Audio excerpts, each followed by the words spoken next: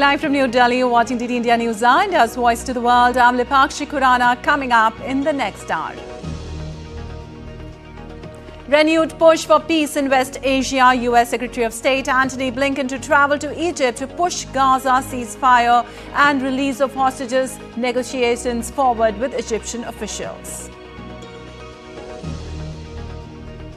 India slams remarks of Iran's supreme leader, says countries commenting on minorities advised to look at their own record before making any observations about others. Hope of doctors returning to duties in Kolkata rise after West Bengal Chief Minister Mamata Banerjee accepts demands of striking medicos. City Police Commissioner, 2 top health officials removed. And in sports, China's men's hockey team to take on defending champions India in the final of the Asia Champions Trophy 2024.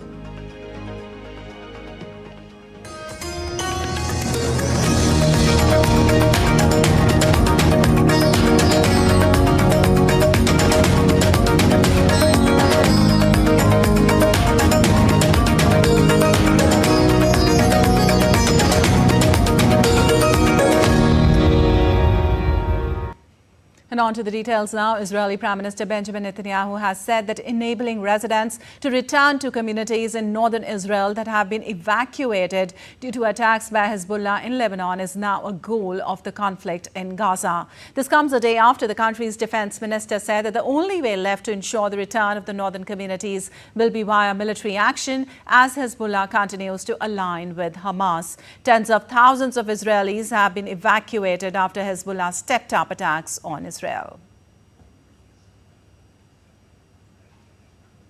And US Secretary of State Antony Blinken will travel to Egypt on Tuesday to discuss the Gaza ceasefire and release of hostages with Egyptian officials. US, Egypt and Qatar are top mediators aiming to broker a deal between Israel and Hamas. According to the State Department, Blinken will try to ensure a deal to help establish broader regional security. The biggest sticking point in the talks include Israel's demand to keep its forces in the Philadelphia corridor to maintain a buffer between Gaza and Egypt. An Israeli opposition leader, Yair Lapid, pushed for a hostage release deal as he met U.S. Secretary of State Antony Blinken in Washington. Thank you for being here. I just finished a long meeting with Secretary Blinken. Before that, I met with the National Security Advisor, Jake Sullivan, discussing the situation back home in Israel and the relations with the United States, and most importantly, the hostage deal that needs to be taken. Israel needs the hostage deal and the end of the war, and no political process or political turbulence should affect the hostage deal. We have to bring them back home. And the United Nations General Assembly will debate on Tuesday on a Palestinian draft resolution demanding an end to the Israeli occupation of the Palestinian territories. The draft resolution demands an end to Israeli presence in the occupied Palestinian territory. The text, which has faced fierce criticism from Israel, is based around an advisory opinion from the International Court of Justice calling Israel's occupation since 1967 unlawful. The resolution is due to be voted on late Tuesday. The draft resolution also demands the withdrawal of Israeli forces from the Palestinian territories and a halt to new settlements. And on to updates from Russia-Ukraine conflict now, with Moscow saying that it continues to carry out a significant counter-offensive in Kursk region. Russia said on Monday that its forces had retaken control of 2 villages in its western Kursk region from Ukraine. Russian forces have been battling Ukrainian troops here since August 6th, when Kyiv surprised Moscow with the biggest foreign attack on Russian soil since World War II. Ukraine says it forces control about 100 villages in Kursk over an area of more than 1,300 square kilometers, which Russian sources dispute. Ukrainian President Volodymyr Zelensky, speaking in his nightly video address on Monday, said he had discussed the situation in Kursk with top commander Alexander Syrsky, and even day we act as planned. Over 100 battles have occurred since the beginning of the day, with the heaviest fighting in the Kurahovo and the Pokrovsk direction. We are defending our positions. Regarding the Kursk operation, we discuss it in detail, and every day we act as planned. I want to thank each of our brigades and units of their coordinated efforts and true resilience. And the 58-year-old man, Ryan W. Roth, suspected of planning to assassinate Donald Trump, has been charged with 2 gun-related crimes in federal court. According to court documents filed on Monday, the suspect may have been lying in wait for nearly 12 hours, hiding in the bushes with a loaded SKS semi-automatic rifle. The Secret Service said Roth did not fire any shots and never had Trump in his line of sight. Roth was arrested on Sunday after allegedly fleeing the crime scene and is being held in custody on charges of illegally possessing a firearm with an obliterated serial number. We're here to announce that Ryan Wesley Roth, 58 years old, of Hawaii, has been charged by a criminal complaint in the Southern District of Florida with firearms offenses related to an incident which occurred yesterday at Trump International Golf Course right here in West Palm Beach.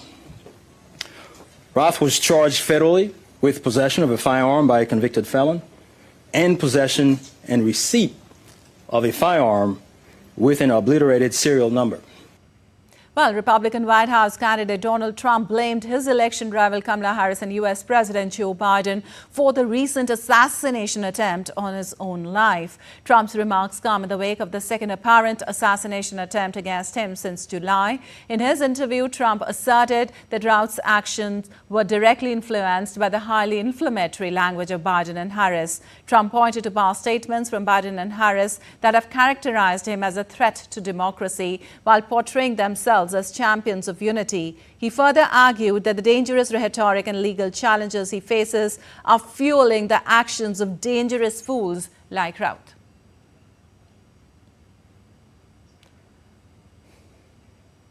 Meanwhile, U.S. President Joe Biden commended the Secret Service for its handling of an apparent assassination attempt on former President Donald Trump over the weekend and said there is no place for political violence in America. There is no, and I mean this from the bottom of my heart, those of you who know me, many of you do, no place in political violence for political violence in America. None. Zero. Never. I've always condemned political violence. I always will in America. In America, we resolve our differences peacefully at the ballot box, not at the end of a gun. America suffered too many times the tragedy of an assassin's bullet. It solves nothing and just tears the country apart. We must do everything we can to prevent it and never give it any oxygen. Well, a Pakistani man with alleged ties to Iran pleaded not guilty to charges on alleged plot to assassinate an American politician in retaliation for the killing of Iran's Revolutionary Guard's top commander, Qasem Soleimani. Asif Merchant entered his plea, took 1 count of attempting to commit terrorism across national boundaries and 1 count of murder for hire at a hearing before a U.S. magistrate judge. The judge ordered that Merchant be detained pending trial. Federal prosecutors say Merchant spent time in Iran before traveling to the United States to recruit people for the plot. The defendant named Donald Trump as a potential target but had not conceived the scheme as a plan to assassinate the former president. Court papers do not name the alleged targets and no attacks were made. There are no suggestions that Merchant was tied to an apparent assassination attempt on Trump.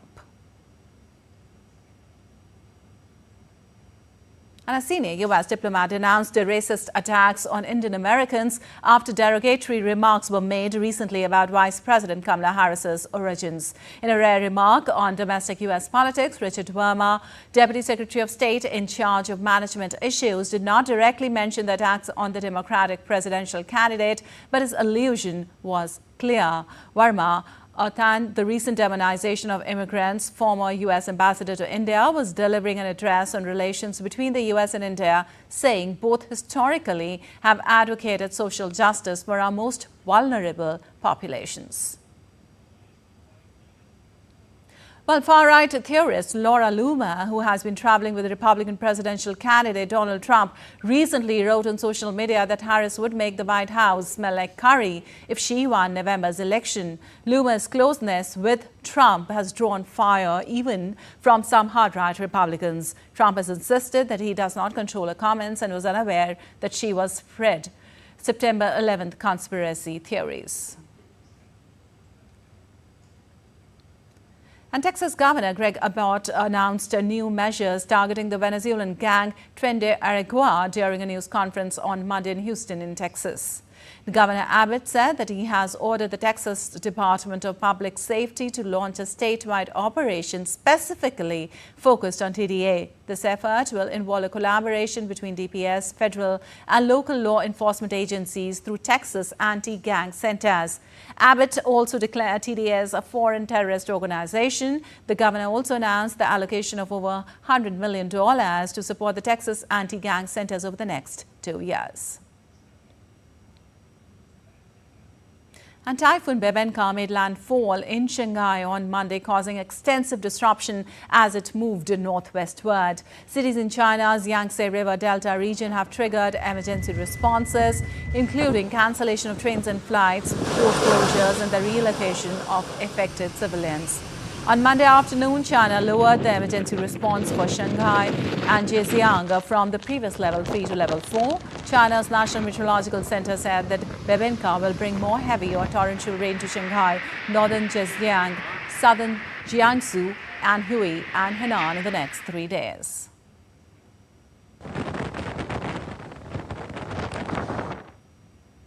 Meanwhile, widespread flooding continues to batter Central Europe. The death toll from the floods that hit over the weekend rose to at least 16 on Monday, with 7 confirmed fatalities in Romania. Casualties were also clustered in Austria, the Czech Republic and Poland. In Czech, police deployed helicopters to rescue residents trapped in Ostrava city. Floods also affected city's industrial zone, including the Bossot chemical plant and OKK Kokosovny coking plant. In Poland, the situation is grim, with the mayor of Nysa city asking all 44,000 residents to evacuate. Polish government announced a state of national disaster in affected areas and said that it had set aside $60 million to help the victims. In Hungary, Budapest closed roads near the river Danube, which runs through the capital, citing the risk of flooding later this week. Locals and military personnel are building sandbag dams along the river as it is rising by about a meter every 24 hours. All the conditions have stabilized in some places. Others are bracing themselves for more disruption and danger from the floods sparked by Storm Boris. And meanwhile, parts of Europe are battling wildfires. In Portugal, at least 2 people have died as blazes continue, forcing local authorities to urge the European Union to send more water-bombing aircraft. Officials have also evacuated villages and closed motorways. More than 1,100 firefighters have been battling the blazes, which have reached residential areas. Portugal and neighbouring Spain remain vulnerable to the increasingly hot and dry conditions that scientists have blamed on global warming.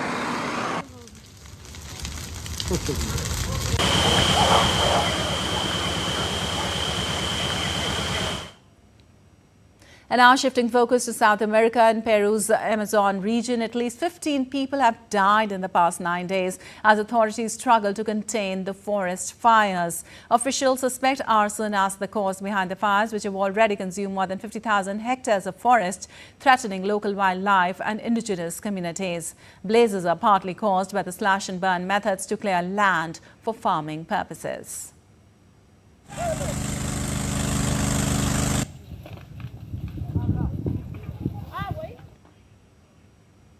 Fires are registered in the morning, afternoon and evening here in the La Palma sector, and they seem to be recurrent. It seems that some people who unfortunately have a twisted mind are doing this on purpose, because it is unheard of that the mountains are being set on fire. And still to come on DD India News Hour. In spite of women making up to 52% of the vote bank, no women candidates have filed nominations in presidential elections in Sri Lanka. Officials from External Affairs and Defense Ministry hold 2+2 intersessional with their US counterparts to discuss bilateral strategic and defense priorities. And campaigning for the first phase of assembly elections in Jammu Kashmir ended yesterday, voting tomorrow, September 18.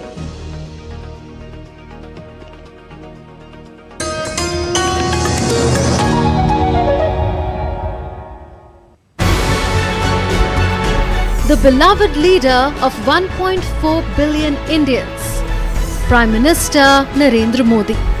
On the occasion of his birthday, on 17 September 2024, watch a special presentation on some heard and unheard aspects of his life. People's Prime Minister on Tuesday, 17 September at 11 AM IST or 5:30 AM GMT, only on DD India.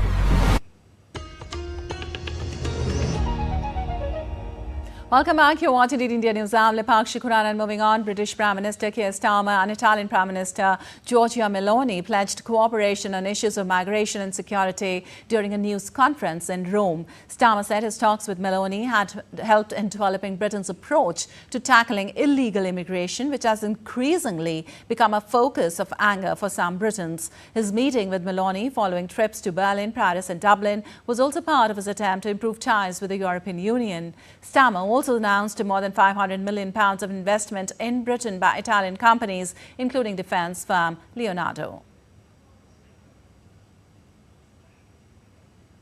And during a visit to the Kazakhstan, German Chancellor Olaf Scholz said Germany is interested in expanding trade with Kazakhstan while also ensuring such trade is not used to circumvent EU sanctions on Russia. Scholz and Kazakh President Tokayev said their countries were interested in increasing trade in oil, rare earths, lithium and other raw materials. The two met ahead of a broader meeting between Scholz and all 5 Central Asian leaders. Kazakhstan has already stepped in to replace Russia as the supplier of crude for Berlin's Schwedt refinery. Scholz's visit comes after Russian President Vladimir Putin threatened to curb sales of metals such as titanium to unfriendly nations.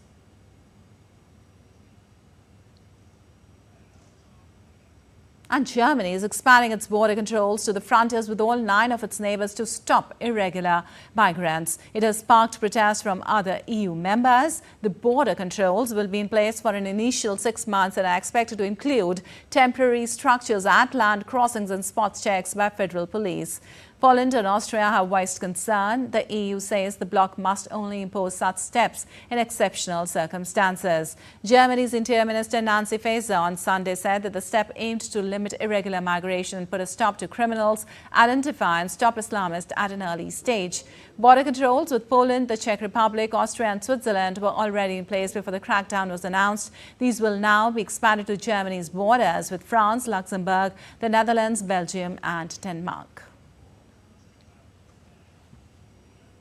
And Venezuela's main opposition coalition on Monday called on the U.S. to cancel the licenses that allow Chevron and other energy companies to operate in the South American country to pressure President Nicolas Maduro to negotiate a transition from power. The appeal came from an advisor to the campaign of Edmundo Gonzalez Urrutia, who represented the Unitary Platform coalition in the July 28th election. Chevron's license was issued in 2022 after Maduro and the opposition coalition jump-started a negotiation process.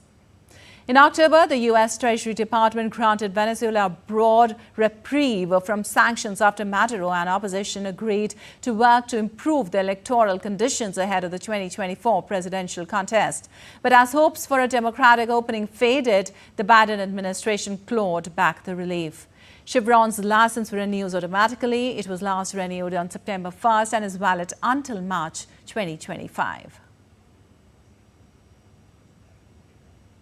And in a major setback in global fight against polio eradication, Taliban government has suspended all polio vaccination campaigns in Afghanistan. The United Nations announced on Monday that the Taliban has suspended all polio vaccination campaigns in Afghanistan. UN agencies said that they were notified about the suspension just days before the scheduled September immunization campaign, though no official reason was provided. Over the past 3 years, the number of polio cases have risen in the country, with the virus spreading to provinces provinces that had remained free of the disease for an extended period. Afghanistan and Pakistan remain the only two countries in the world where the spread of the paralyzing and potentially fatal viral disease is not stopped.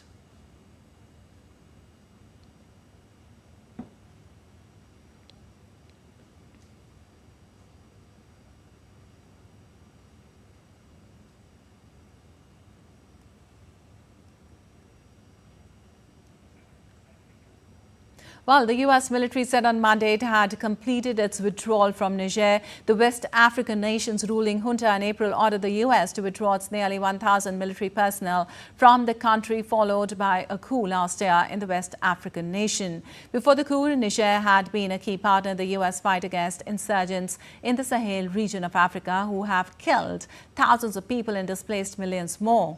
Washington is searching for a plan B in West Africa, but the process is slow, and officials caution that U.S. intelligence is dimming on the fast-growing extremist groups in the region. The U.S. withdrawal from Niger was carried out in phases, with U.S. forces and assets withdrawing from Air Base 101 in Niamey on July 7th and Air Base 201 in Agadez on 5th of August. And campaigning for Sri Lanka's presidential election set for Saturday has reached a fever pitch, with candidates making their final push to attract the voters. The top contenders have been conducting meetings and rallies in various locations, tackling a variety of issues. As the incumbent president Ranil Wickremesinghe seeks a re-election as an independent, he's challenged by opposition leaders Sajid Premadasa from the Samagi Jana Balavegaya and Anura Kumara Dissanayake from the leftist Alliance of National People's Power. Meanwhile, in a trivia, 38 candidates have filed nomination for the upcoming elections. However, no woman candidate has filed nomination for the top post of the island nation. Women make up 52% of the more than 17 million Sri Lankans set to vote in this election. But since the country introduced the universal franchise in 1931, the number of women in parliament has never crossed a threshold of 7%. Today, they are just 5.3% of its 225 members and historically held only a fraction of cabinet positions. And India slammed remarks of Iran's Supreme Leader Ali Khamenei on the Muslims in India. India's External Affairs Ministry denounced the Iranian leader's remarks, saying, and I quote, "We strongly deplore the comments made regarding minorities in India by the Supreme Leader of Iran. These are misinformed and unacceptable. Countries commenting on minorities are advised to look at their own record before making any observations about others," unquote.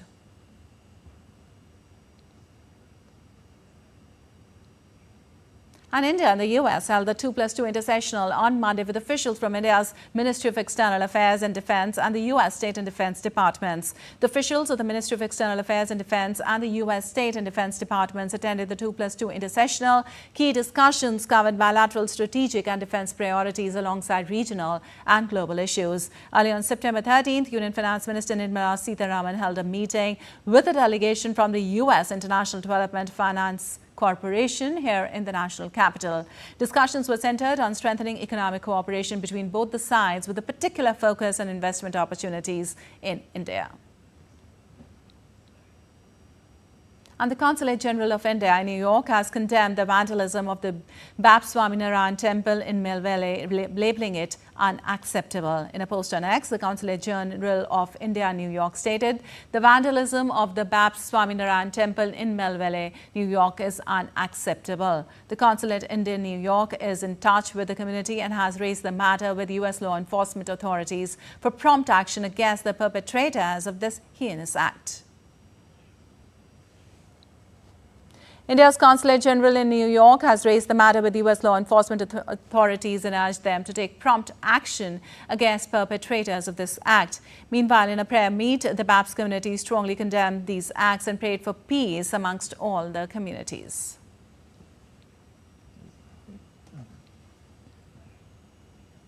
And the Temple of Poseidon's new lighting system unveiled during a ceremony attended by Greek Prime Minister Mitsotakis. Professional orchestra performers performed gala.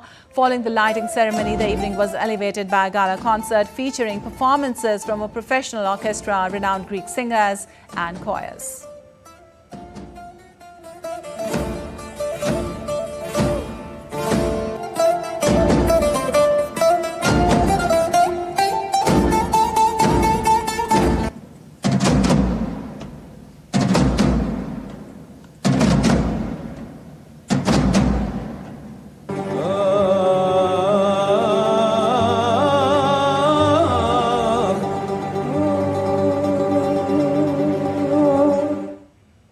And for the first time in many years, native flowers are flourishing across Australia's Alice Springs. It's happening partly because of renewed efforts to tackle an invasive grass called buffalo grass.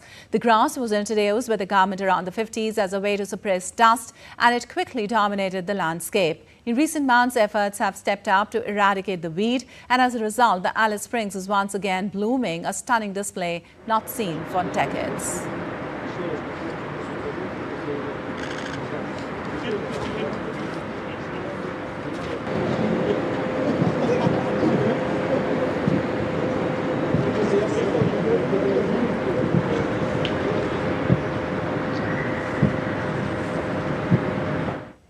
And Nepal honoured 504 young girls under the age of 12 as part of an annual ritual believed to ward off bad luck and illnesses. Locally known as Kumari Puja, young Newari girls gather annually in front of Taleju Bhavani temple, a site dedicated to the goddess renowned for her earthly incarnations of divine feminine energy. The living goddess Kumari is revered as the human embodiment of goddess Durga.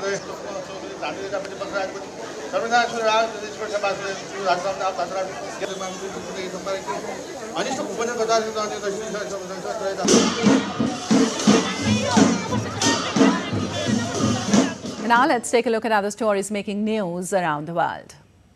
A ban on new licenses on short-term rentals in Greece will affect 3 districts in central Athens for at least a year. Greece government also raised the tax on holiday lets. Tourism is a major driver of the Greek economy, but a housing shortage has prompted the country to announce new plans. According to a nanoscience research by UK's University of Leicester, a new fluorescent nanomaterial consisting of silica nanoparticle could help forensic scientists reveal previously unseen fingerprints. The study also highlights that the new nanomaterial could bring to light crucial evidences in crimes that has until now remained invisible. Items from the iconic 90s sitcom Friends, including costumes worn on camera by all 5 cast members, are going up for auction this month in an auction that will mark the show's 30th anniversary. The sale, which is being put on by Warner Brothers, includes sweaters worn by Jennifer Aniston and the late Matthew Perry, who played Rachel and Chandler in the hit comedy Friends, to turn 30 this September 22nd.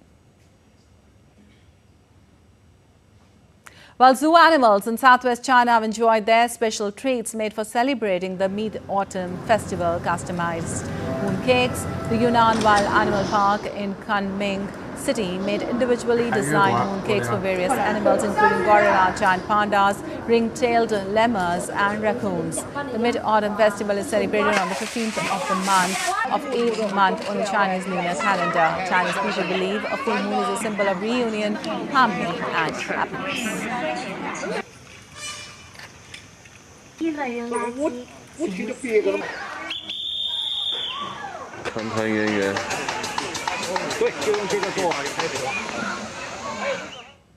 Well, still to come on DD India News Hour. India Water Week 2024 begins today. President Draupadi Murmu will inaugurate the international event. Aimed at ensuring community participation, Swachhta Hi Seva campaign begins today to make cities, towns and villages cleaner. And India celebrates Prime Minister Modi's 74th birthday.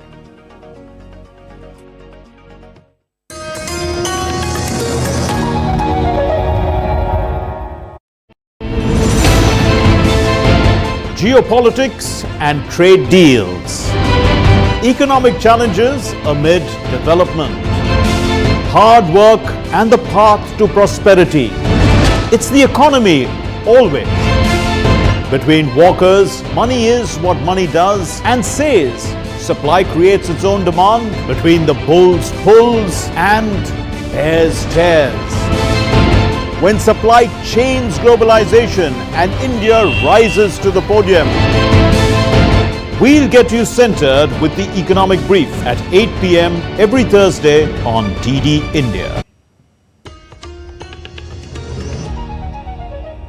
Welcome back. You're watching DD India News Hour. Lipakshi Kuran, and time now for a quick recap of the headlines. Renewed push for peace in West Asia. U.S. Secretary of State Antony Blinken to travel to Egypt to push Gaza ceasefire and release of hostages negotiations forward with Egyptian officials. India slams remarks of Iran's supreme leader, says countries commenting on minorities advised to look at their own record before making any observations about others. Hope of doctors returning to duties in Kolkata rise after West Bengal Chief Minister Mamata Banerjee accepts demands of striking medicos. City Police Commissioner, 2 top health officials removed. And in sports, China's men's hockey team to take on defending champions India in the final of the Asia Champions Trophy 2024.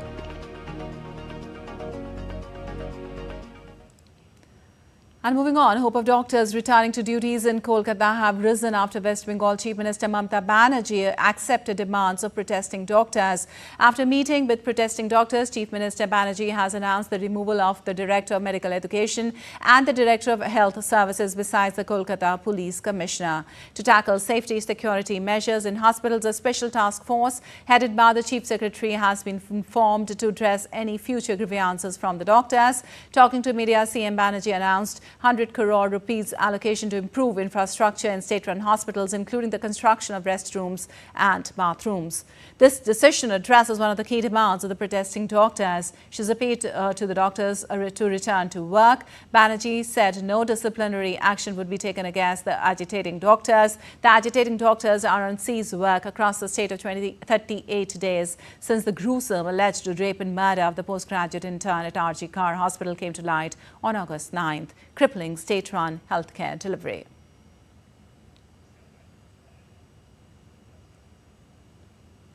Meanwhile, Enforcement Directorate has resumed its search operation across Kolkata in connection with alleged money laundering by ex-RG Kar principal Dr. Sandeep Ghosh.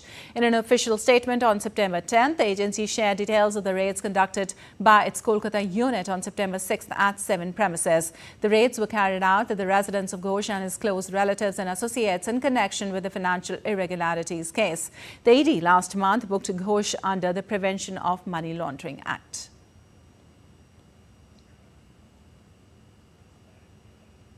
And the Supreme Court of India is slated to continue hearing on Tuesday on the matter where it has taken suo motu recognizance of the rape and murder of a junior doctor in Kolkata hospital last month. A 3-judge bench headed by Chief Justice of India will consider the fresh status report of the Central Bureau of Investigation. The CBI on Saturday arrested Abhijit Mondal in connection with the ghastly rape and murder of a junior doctor. Mondal was in charge of the Tara police station when the body of the junior doctor was removed from the seminar hall within the hospital premises on the morning of 9th of August. Sandeep Ghosh, the former principal of RG Kar Hospital, who was earlier arrested by the CBI in the case of financial irregularities at the institution and is currently serving judicial custody, has also been shown as arrested in the rape and murder case. And moving on, Arvind Kejriwal self-imposed a 48-hour deadline to resign as the Chief Minister of Delhi ends today. The Delhi Chief Minister is expected to meet the Lieutenant Governor at 4:30 p.m. Though his successor remains uncertain, on Monday evening, Aam Aadmi Party's 12-member Political Affairs Committee, the party's top decision-making body, gathered at Kejriwal's residence to deliberate on who will take over. A day after bail by the Supreme Court, Kejriwal on Sunday announced that he would resign from Delhi CM's post and attempt to clear his name through public opinion. And 8th India Water Week 2024 begins today with President Draupadi Murmu inaugurating the international event in Bharat Mandapam in New Delhi. Organized by the Department of Water Resources, River Development and Ganga Conservation under the Ministry of Jal Shakti, the event will bring together water experts, students and industry representatives from both India and around the world. The program will run until 20th of September, focusing on water conservation and sustainable management solutions.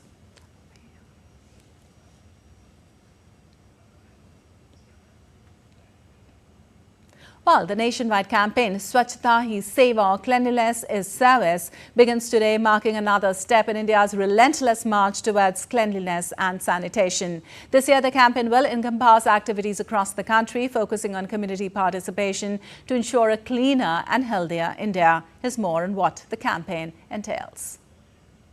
Swachhta Hi Seva campaign, an extension of the Swachh Bharat Abhiyan, will be held from 17 September to 2nd October 2024 across the length and breadth of India.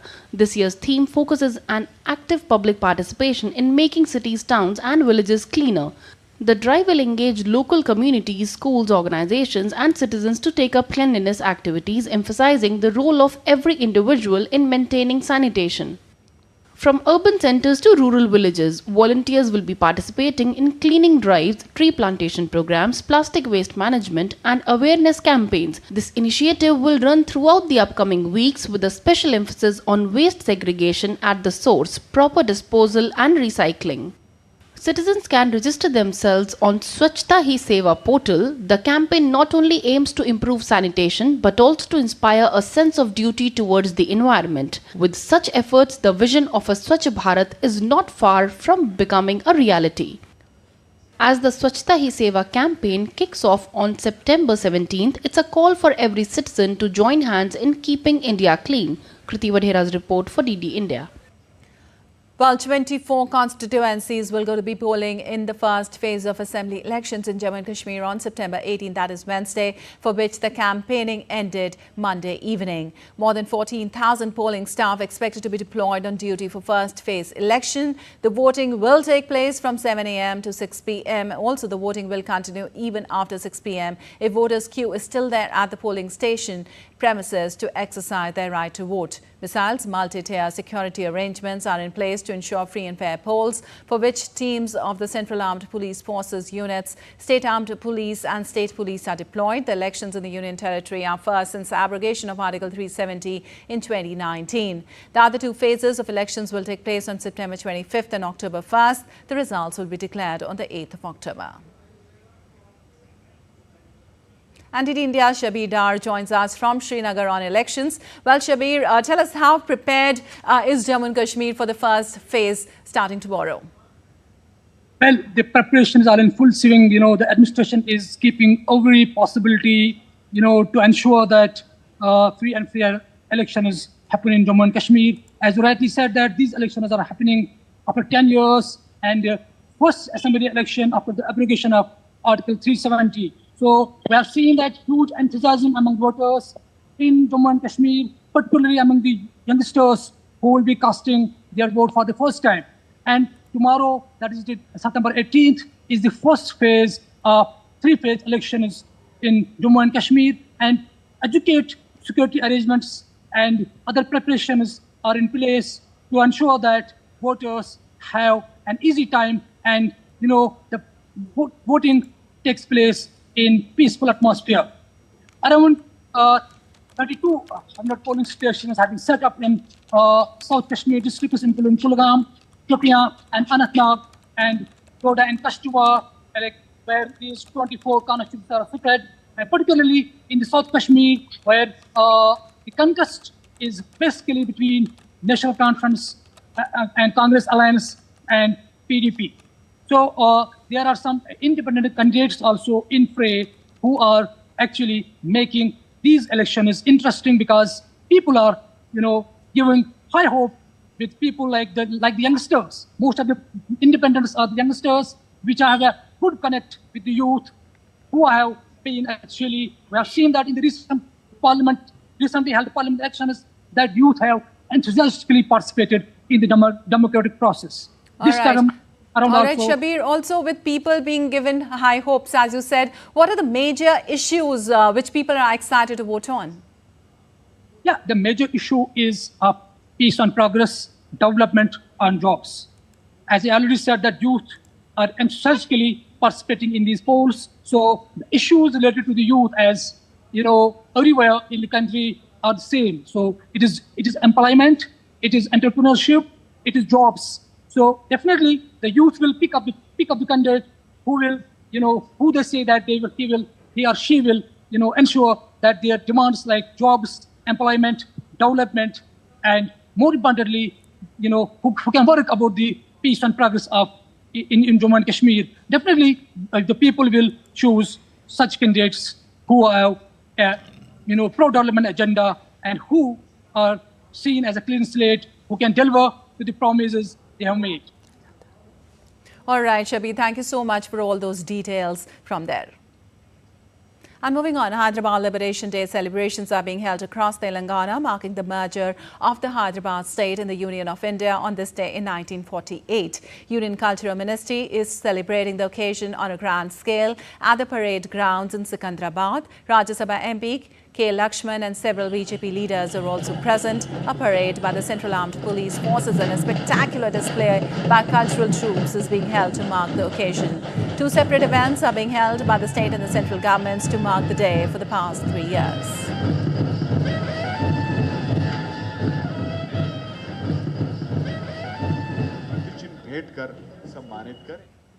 And India is celebrating Prime Minister Narendra Modi's 74th birthday today. Citizens across the nation are making efforts to make a day the memorable one. A local community commenced Ramayana's recitation in city of Varanasi for PM Modi's health, longevity and successful leadership.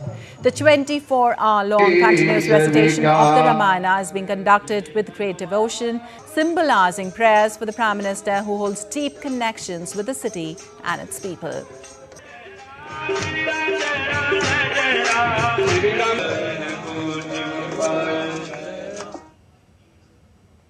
Elsewhere, an artist from Odisha has crafted incredible sculptures of Indian Prime Minister and his late mother, Hirabhen Medi, as a unique birthday tribute. This heartfelt tribute symbolizes the deep respect and admiration many hold for PM Modi and his family. On the occasion, international sand artist Sudarshan Patnaik made a sand art with installation of 2,500 diyas at Modern Art Gallery in New Delhi.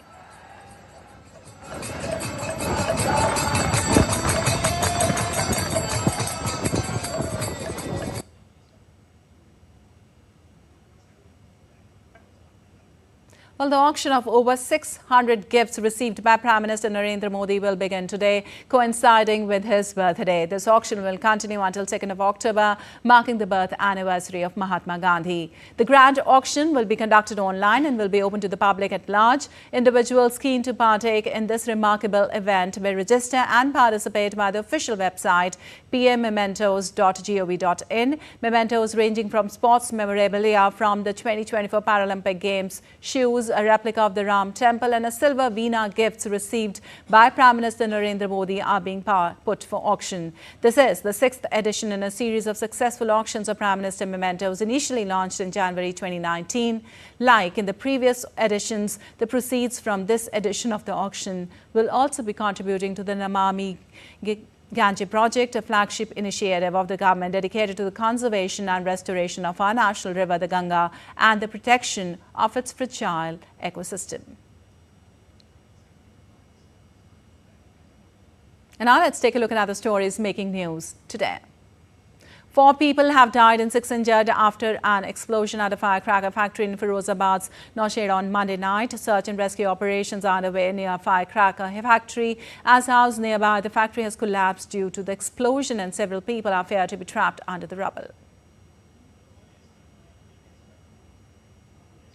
Indian Air Force conducts Surya Kiran aerobatic show in Jaisalmer, captivating sky gazers with a thrilling display of precision flying and aerobatic sky show. The Surya Kiran aerobatic team, known for their expertise in formation flying and daring stunts, painted the skies over Jaisalmer with their signature red and white Hawk Mk-132 jets.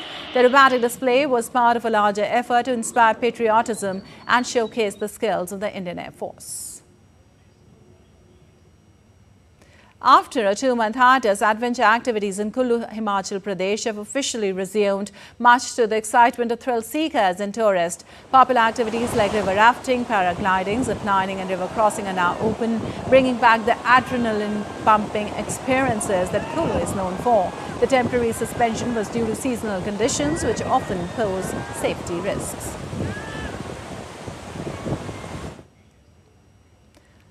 Well, a 70-year-old enthusiast is playing a vital role in keeping rich Jammu heritage alive by continuing to play the sarangi, a traditional stringed instrument over 100 years old. The sarangi, passed down through generations, holds immense cultural significance for the Udhampuri community, known for its distinct musical traditions and folk heritage in the Jammu region. Despite the decline in the popularity of classical instruments in modern times, the 70-year-old man makes effort to keep its tradition alive.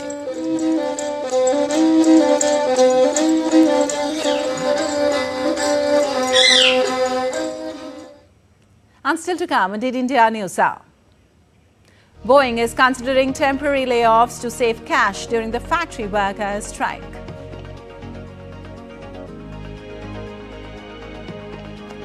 And in sports, Indian men and women continue their winning streak at the 45th FIDE Chess Olympiad.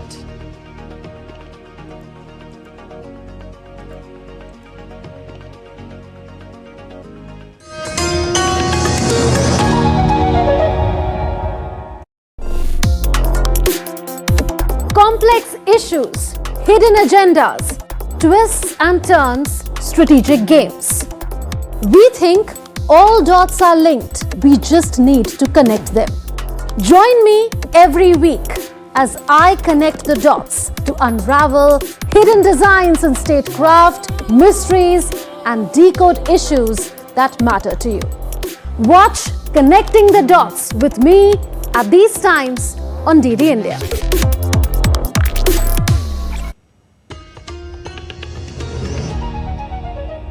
Welcome back. You're watching DD India News. I'm Lipakshi Kurana, and time now for some updates from the world of business.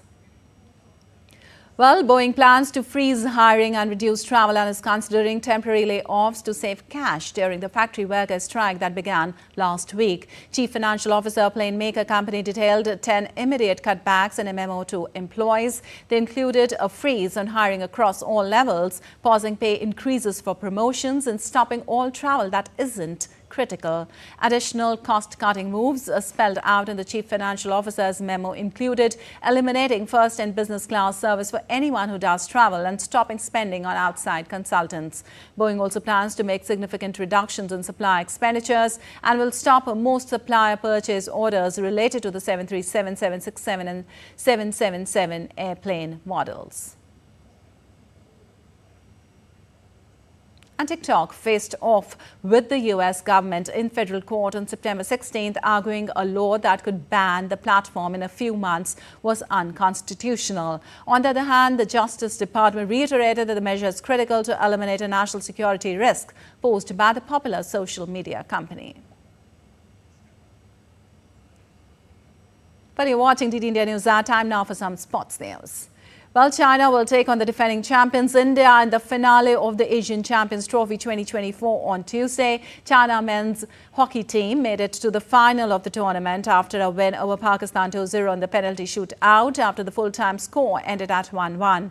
Meanwhile, for India, the semi-final clash against South Korea was a one-sided affair, which saw them taking the win with a 4-1 scoreline. India has remained unbeaten in the round-robin stage, whereas China has already lost 3 matches, making the visitors favourites to win the title for the 5th time. And India's men and women teams continued their impressive run as India posted victories at the 5th round of Chess Olympiad in Budapest. The second-seeded Indian men defeated Hungary 3-1 to maintain their unbeaten record. The 6th round saw Arjun Erigaisi registering a 6th win in a row. The world number 4 beat Senan Jugirov on the 3rd board, while Hungary's top-rated players Richard Rapport and Peter Leko held World Championship challenger D. Kukesh and R. Pragananda to draw the top 2 boards. Arjun and Vidit won their games in dominating fashion to secure India a comprehensive victory in the 6th round. Meanwhile, the Indian women overcame Armenia 2.5, 1.5. Dronawali, Harika and Vaishali Ramesh Babu had to share the point with lower-rated players, with Tanya Sachdev also drawing with Anna Sargisyan. Divya Deshmukh saved the day for India by defeating Alina Danilian with white pieces on the 3rd board as India won the match on the top table. Tuesday will be the rest day as the 5 rounds still remain in the tournament.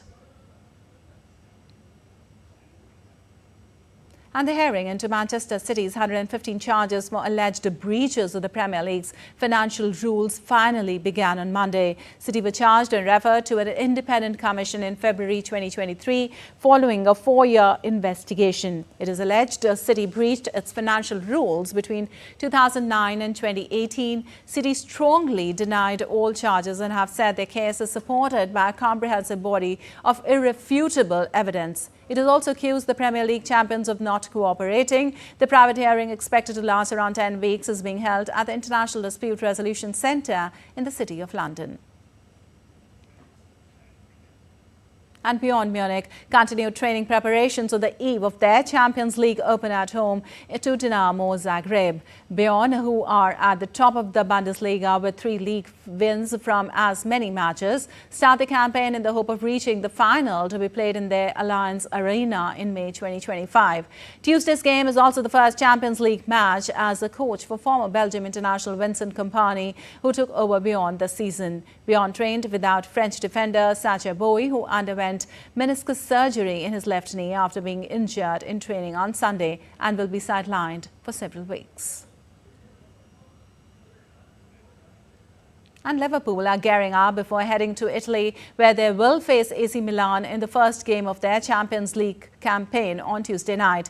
Liverpool will be looking to bounce back in Milan following new manager Arne Slot's first taste of defeat as boss on Saturday after his sides lost 1-0 to Nottingham Forest in the Premier League. Slot has made only one change to the starting lineup in the first 4 league games of the season, but is expected to rotate players for tonight's match. Life under Slot for Liverpool had begun with 3 league wins on the trot without conceding, including a dominant 3-0 victory at Manchester United before losing to Forest on Saturday. And coming to Indian football, the All India Football Federation on Monday appointed Santosh Kashyap as the new head coach of the national senior women's team, replacing former international player Chowbe Devi at the helm of affairs. Kashyap's first assignment will be the SAF Women's Championship to be held in Kathmandu from October 17th to 30th. A 29-member squad will camp in Goa from September 20th in preparation for the championships. Kashyap is a former India international and has almost a decade of coaching experience in the One I League. He has managed clubs like Mohun Bagan, Aizawl FC and Mumbai FC, among others. And the International Olympic Committee published a list of Monday of 7 would-be candidates who are set to run for election in March to succeed outgoing President Thomas Bach for the next 8 years. 2 former Olympic champions are in the race to be the next IOC president. So is the Prince of a Middle East kingdom and son of a former president. The global leaders of cycling, gymnastics and skiing are also in play. The IOC said that World Athletics chief Sebastian Coe and Zimbabwe's sports minister Coetzee Coventry are also among 7 candidates for next year's presidential elections. Thomas Bach is stepping down next year after 12 years at the helm. The election will be held at the IOC session in ancient Olympia, Greece in March 2025. And Scotland's capital, Glasgow, is set to be announced as the host city of a scaled-down Commonwealth Games in 2026, a year after Australian state Victoria pulled out due to ballooning costs. The 2026 Commonwealth Games were to be held in multiple cities across Victoria, but the Australian state made a shock announcement in July 2023 that it has pulled out of the multi-sport event, citing a steep rise in projected expenditure. However, it has also learned that the Australian authorities have promised a multi-million-pound investment to help finalize Glasgow's offer to rescue the multi-sport event. We'll see how it goes. And covering an area of more than 40 hectares with 9 themed sections, Beijing is currently hosting its largest ever lantern festival. Take a look.